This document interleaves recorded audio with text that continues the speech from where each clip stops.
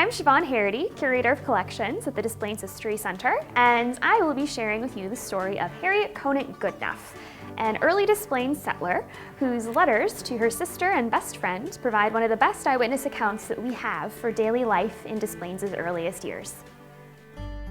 Harriet, her husband Daniel, her parents and siblings migrated to Displays from Brandon, Vermont in 1834.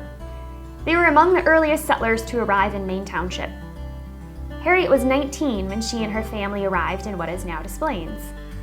Initially, Harriet and Daniel lived with her parents, while Daniel built the couple a log cabin on their land claim near the modern-day intersection of Thacker Street and River Road. The success of their land claim depended on the cooperative hard work of Harriet and Daniel.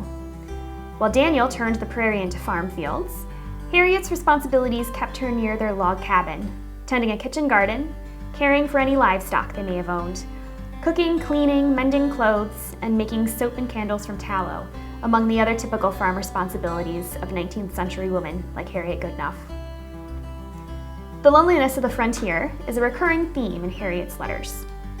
When Daniel left the cabin to work on the farm, he only returned for meals, and sometimes only at night. So Harriet spent much of her time alone, since their nearest neighbor lived a mile away, and Harriet's parents lived 2 miles away. Harriet put a brave face on the situation in an 1835 letter to her friend Sarah Wadsworth Clark.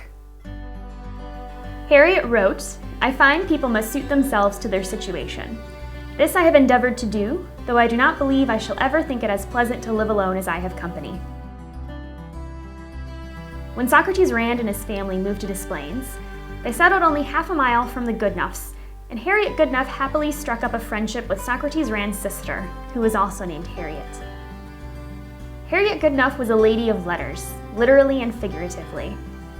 She wrote poems in her letters to her best friend Sarah Wadsworth Clark, and remembrance of distant friends was a central theme to these poems.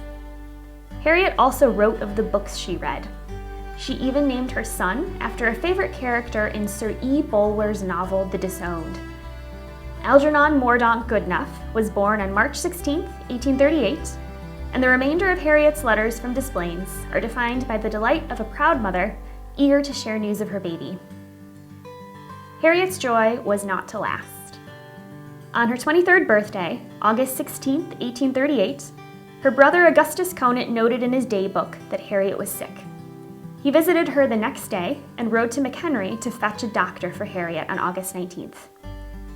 Augustus Conant wrote to Harriet's friend Sarah Wadsworth Clark a month later that she was rather unwell Thursday, August 16th, her birthday. She took an emetic, which reduced her strength to such a degree that she was speechless Friday afternoon. And on Sunday the 19th, she died, aged 23 years and 3 days. Her husband appeared to be heart-stricken. He said he thought he had seen trouble, but he had never known what it was before. The last words Harriet Goodnough spoke were a request that baby Algernon be brought to her so she could kiss him.